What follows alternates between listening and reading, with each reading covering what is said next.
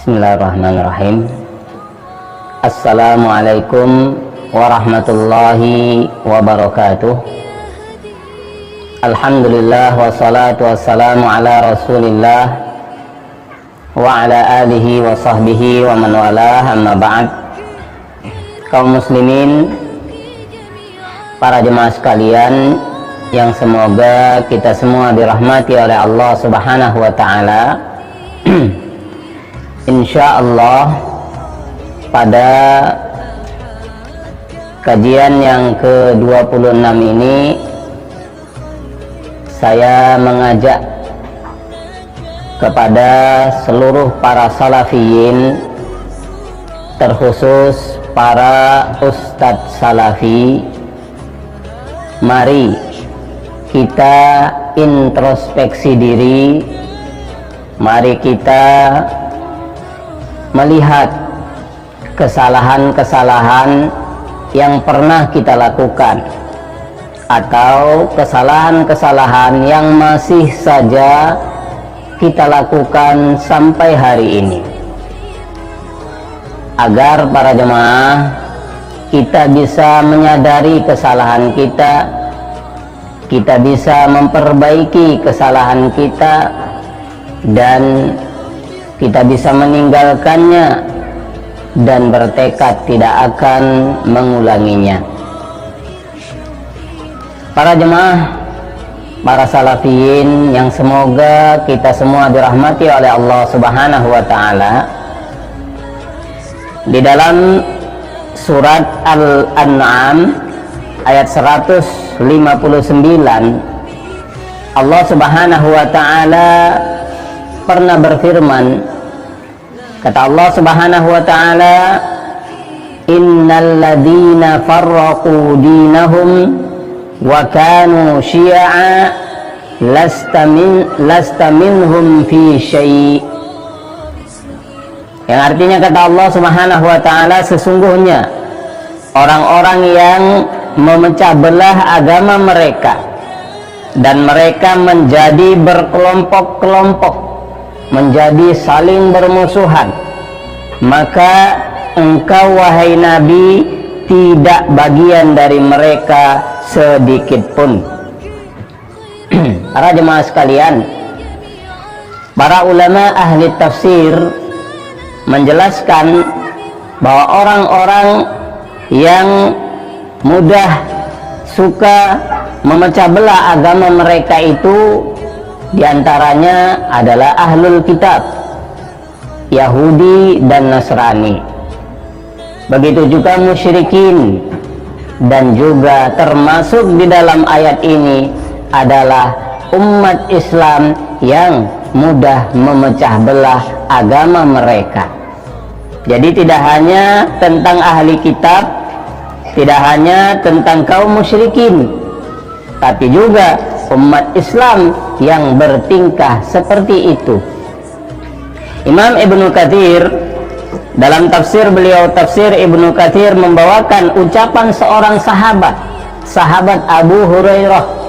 Kata sahabat Abu Hurairah, nazalat fi hadhil ummati, bahwa ayat tadi itu turun untuk teguran bagi umat ini. Jadi para jemaah sekalian yang semoga kita semua dirahmati oleh Allah Subhanahu wa ta'ala, bahwa di antara sifat buruk yang harus kita periksa pada diri kita, mudah berpecah belah dan mudah menebar perpecahan dan permusuhan. Syekhul Islam Ibnu Taimiyah rahimahullahu ta'ala dalam kitab beliau, kitab Al-Istiqamah, beliau mengatakan, wal bid'atu maqrunatun bil furqati kama anna sunnata maqrunatun bil jama'ati fayuqalu ahlus sunnati wal jama'ati kama yuqalu ahlul bid'ati wal furqati. Kata Syekhul Islam Ibnu Taimiyah, bid'ah itu bergandengan dengan perpecahan. sebagaimana sunnah itu bergandengan dengan persatuan, sehingga dikatakan ahli sunnah yang bersatu, sebagaimana dikatakan ahli bid'ah yang berpecah belah. Para jemaah, ciri khas ahli bid'ah itu mudah berpecah belah dan mudah memecah belah, sedangkan ciri khas ahlu sunnah mudah bersatu dan berusaha untuk menyatukan. Para jemaah sekalian, para salafiyin, para ustadz salafi, coba kita introspeksi diri. Siapa sebenarnya yang memiliki penyakit ini? Penyakit ciri khas ahlul bid'ah.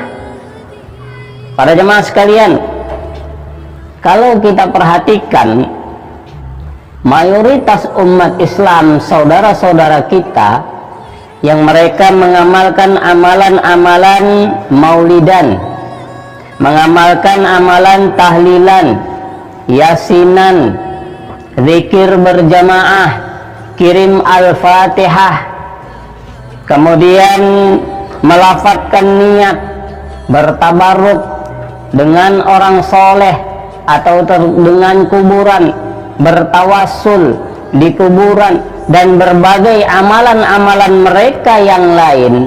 Para jemaah, bisa kita katakan tidak ada satupun umat Islam, khususnya di Indonesia ini, yang mengamalkan amalan tadi, mengatakan atau menuduh orang yang tidak mengamalkan itu berarti melakukan kesesatan. Tidak ada, para jemaah.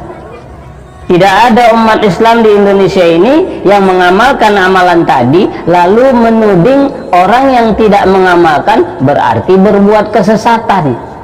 Tidak ada, para jemaah. Kalaupun mungkin ada sebagian belakangan ini, itu hanya respon kejengkelan mereka karena terus disesat-sesatkan. Secara umum tidak ada mayoritas umat Islam yang mereka menyesat-nyesatkan umat Islam lain yang tidak beramal seperti mereka. Artinya mayoritas umat Islam di Indonesia ini tidak menebar permusuhan, tidak memecah belah umat Islam. Maka sekarang coba kita lihat para ustadz, para salafiyin, para ustadz salafi, bagaimana dengan kita? Antum, berbagai amalan-amalan tadi selalu kita katakan, selalu antum katakan yang tahlilan berarti berbuat bid'ah sesat, yang yasinan berbuat bid'ah sesat, yang zikir berjamaah berarti berbuat kesesatan, yang tawasulan, tabarrukan, melafadzkan niat dan lain sebagainya berarti berbuat bid'ah yang sesat, bahkan kesyirikan. Para jemaah, setiap orang yang berakal sehat, yang waras, akan memahami perbuatan kita itu menimbulkan keresahan, perbuatan kita itu menimbulkan perpecahan dan permusuhan, sangat menyakiti hati umat Islam. Para jemaah, yang mana yang memecah belah umat Islam? Mari introspeksi diri. Tingkah laku kita inilah yang jelas-jelas memecah belah umat Islam. Kenapa? Karena masalahnya jelas-jelas masalah khilafiyah, ijtihadiyah, mu'tabarah. Perbedaan kuat di antara sesama ulama ahlus sunnah. Kemudian kita katakan sesat, bahkan syirik. Itu namanya memecah belah, para jemaah. Berbeda kalau masalah itu disepakati oleh seluruh para ulama ahlus sunnah, boleh kita keras. Kalau ini ijtihad, para jemaah, maka sangat dikhawatirkan tingkah laku ciri khas ahlul bid'ah itu justru ada pada kita, pada antum para salafiyin. Para jemaah sekalian, mari introspeksi diri. Karena penyakit ini, ketika kita yakini masalah ijtihadiyah, perbedaan kuat di antara sesama ahlus sunnah, terus kita katakan dolalah, bahkan syirik. Ketika diyakini penyakit kesalahan yang seperti ini, niscaya bisa dipastikan kita para salafin akan saling sesat menyesatkan. Kenapa para jemaah? Karena perbedaan pendapat akan terus ada sampai hari kiamat. Kalau setiap berbeda terus disesatkan, maka sampai hari kiamat kita akan terus berpecah belah dan saling sesat menyesatkan. Sekarang kita lihat faktanya para salafin, para ustadz salafi, dan ini sekali lagi hanya teguran agar kita introspeksi diri. Berhentilah menyalah-nyalahkan orang lain karena kita punya banyak sekali kesalahan. Para jemaah, baru 2 tahun saja salafi mulai dikenal di Indonesia, hanya 2 tahun saja. Akibat kita suka membid'ahkan, menyesatkan, bahkan mensyirikkan masalah yang jelas-jelas khilafiyah, ijtihadiyah, mu'tabarah, hanya 2 tahun saja para jemaah salafi sudah saling sesat menyesatkan. Mohon maaf para jemaah, ini teguran introspeksi diri. Salafi ini para jemaah mulai dikenal kurang lebih sekitar tahun 95. Itu seingat saya para jemaah. Jadi apa yang saya sampaikan tentang tahun itu seingat saya, kurang lebih mulai tahun 95. Kemudian sekitar tahun 97 salafi langsung berpecah belah, langsung sesat menyesatkan sesama salafi, hanya karena para ulama salafi atau sebagian ulama salafi beda pendapat dalam menilai, dalam menghukumi yayasan sosial yang ada di Kuwait, yaitu Yayasan Ihya'ut Turas. Apakah yayasan ini dan orang-orang yang di dalamnya ahlus sunnah atau ahli bid'ah? Ulama salafi, sebagian ulama salafi beda pendapat.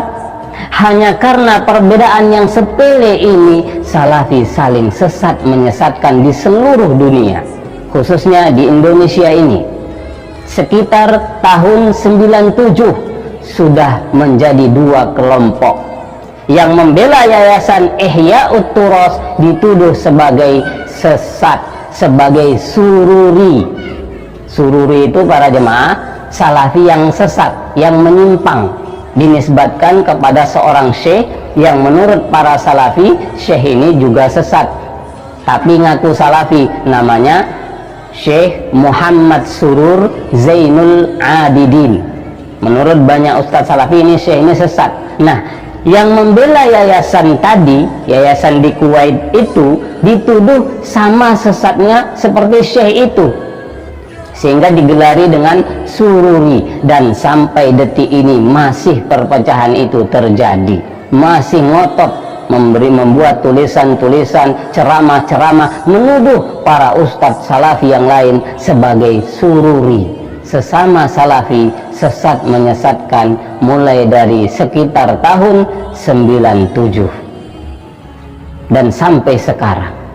Para jemaah, ini adalah kebatilan, ini adalah kesesatan. Jangan sibuk menyesatkan orang lain, ternyata kita salafi, di diri kita ada penyakit yang menyesatkan. Mari introspeksi diri. Kemudian para jemaah, masih berlanjut karena memang kita punya penyakit yang belum diobati, mudah menyalahkan, menyesatkan masalah yang ijtihadiyah mu'tabarah. Ini penyakit kronis para ustadz, para jemaah. Sehingga di tahun sekitar tahun 2000 pecah lagi menjadi 3 kelompok. Hanya karena sebagian ulama salafi beda pendapat dalam menghukumi, dalam menyikapi konflik yang sempat terjadi di Maluku. Terjadi konflik sekitar tahun 99 sampai tahun 2002. Tahun 2000 Salafi pecah belah, saling sesat menyesatkan. Yang beda dalam menyikapi masalah konflik itu dianggap bukan lagi Salafi, dimusuhi, jangan ngaji, jangan ucapkan salam, dan berbagai hal yang lain. Walau kasus ini sudah selesai atau sudah hilang karena hanya terjadi di Indonesia. Adapun yang pertama tadi sampai sekarang masih saling sesat menyesatkan, musuh memusuhi. Para jamaah, mari introspeksi diri. Ini ciri, ini tanda di diri kita ada kebid'ahan yang menyesatkan. Kemudian di sekitar tahun 2010, di sekitar tahun 2010 pecah lagi menjadi 4 kelompok. Para jemaah, saling sesat menyesatkan, tahdzir mentahdzir, memusuhi sesama Salafi. Karena apa? Hanya karena sebagian ulama beda pendapat dalam masalah hukum mendirikan yayasan untuk dakwah. Masalah dunia, masalah kontemporer, sebagian ulama Salafi beda pendapat, boleh atau tidak. Sebagian mengatakan, sebagian kecil, tidak boleh buat yayasan itu. Kenapa? Nabi tidak pernah beryayasan. Satu alasan yang sangat lucu sekali, namun menyebabkan perpecahan yang sangat besar di seluruh dunia. Salafi pecah hanya karena ada ulama mengatakan beryayasan untuk dakwah itu kebid'ahan. Bukankah ini bukti para ustadz, para salafiyin, kita terlalu dangkal ilmu, tak ngerti apa itu masalah khilafiyah, ijtihadiyah, mu'tabarah, dan tak ngerti bagaimana menyikapinya. Akhirnya saling sesat menyesatkan, saling tahdzir mentahdzir. Dan tidak berakhir para jemaah, karena memang penyakit ini belum hilang. Sekitar tahun 2014, pecah lagi menjadi 5. Salafi, para ustadz Salafi saling bermusuhan, saling melarang, jangan ngaji sana, jangan dengarkan, jangan ucapkan salam. Bahkan sebagian menjawab salam pun tak mau, sebagian. Yang jelas-jelas wajib. Betul-betul saudaranya sendiri, sama-sama ustadz Salafi, disikapi seperti ahlul bid'ah. Inilah ciri khasnya ahlul bid'ah, mudah berpecah belah. Dan itu fakta para jemaah, dan ini sampai sekarang. Dari tahun 2014. Masalah apa? Hanya karena sebagian ulama berbeda pendapat menyikapi konflik yang terjadi di Yaman, pemberontakan sebagian kelompok yang terjadi di Yaman, yang masih sampai sekarang ini masih terjadi di Yaman. Sebagian ulama mengatakan harus dilawan pemberontak itu, sebagian mengatakan tidak karena kondisinya, situasi kondisinya, dan lain alasan-alasan yang lain. Hanya karena perbedaan ini berpecah belah di seluruh dunia. Salafi saling sesat menyesatkan. La ilaha illallah. Ini penyakit yang sangat kronis para jemaah, para ustadz. Mari introspeksi diri. Siapa sebenarnya yang memiliki ciri khas ahlul bid'ah, mudah berpecah belah dan mudah memecah belah? Para jemaah, demikianlah sebagian contoh saja. Dan ini sampai sekarang para jemaah masih terjadi. Sampai sekarang masalah yayasan Ihya'ut Turas masih saja menuduh sururi, hizbi. Sampai detik ini ratusan ustadz Salafi menuduh ratusan ustadz Salafi lain sebagai sururi yang sesat. Sampai detik ini para jemaah. Apa ini Salafi? Apa ini ikut salaf? Sama sekali bukan. Sampai detik ini masih saja menganggap sesat yang beryayasan, sampai detik ini. ditulis di website dan sebagainya, diceramahkan, ceramah, bukan masalah oknum, tapi sudah didakwahkan, dianggap inilah manhaj salaf, menyesat-nyesatkan sesama salafi, dianggap itulah manhaj salaf. Salaf yang mana para jemaah? Bertobatlah, sadarilah kesalahan itu, apakah yang sudah terjadi atau yang masih saja terjadi. Sampai detik ini masih juga memusuhi saudara salafi yang beda pendapat dalam menyikapi konflik di Yaman. Sampai detik ini para jemaah masih bermusuhan, tahdzir mentahdzir. Bukankah ini ciri khasnya ahlul bid'ah? Berhentilah menyalah-nyalahkan orang lain, para ustadz, para salafiyin, karena ternyata ciri khas ahlul bid'ah yang menyesatkan itu ada di diri antum sampai saat ini. Jadi demikianlah para jemaah, di kajian ke 26 ini adalah mengajak, mari kita introspeksi diri, jangan lagi menyalah-nyalahkan, menyesat-nyesatkan berbagai amalan umat Islam, bahkan mensyirikkan masalah yang jelas-jelas ijtihadiyah. Perbaikilah diri antum para ustaz, diri kita semuanya. Banyak kebid'ahan di diri kita, bahkan ciri khas ahlul bid'ah mudah berpecah belah, mudah memecah belah, mudah menyesat-nyesatkan. Itu ada di diri kita para salafiyin sejak tahun 97. Tahun 95 bersatu semua salafi, tahun 97 sampai sekarang berpecah belah, dan masih banyak lagi perpecahan-perpecahan yang lainnya. Ini hanya sebagian saja saya sampaikan sebagai teguran. Berhentilah menyalah-nyalahkan mayoritas umat Islam, karena di diri kita, di diri antum banyak sekali kesalahan-kesalahan yang besar. Mudah-mudahan para jemaah dengan nasihat ini, para salafi, para ustadz salafi mau introspeksi diri, mau menyadari ternyata ilmu kita para ustadz salafi masih sangat sedikit. Walau punya gelar yang sangat banyak, ilmu kita masih sangat sedikit. Tambahlah ilmu kita, kita sering salah, berhentilah menyalah-nyalahkan, bahkan berusahalah merangkul, bersinergi dengan mayoritas umat Islam di seluruh dunia, ahlus sunnah wal jamaah, terkhusus mayoritas umat Islam di Indonesia ini yang mereka semua adalah ahlus sunnah wal jamaah, sama seperti kita. Wallahu alam bisawab. Semoga ini bermanfaat. Assalamualaikum warahmatullahi wabarakatuh.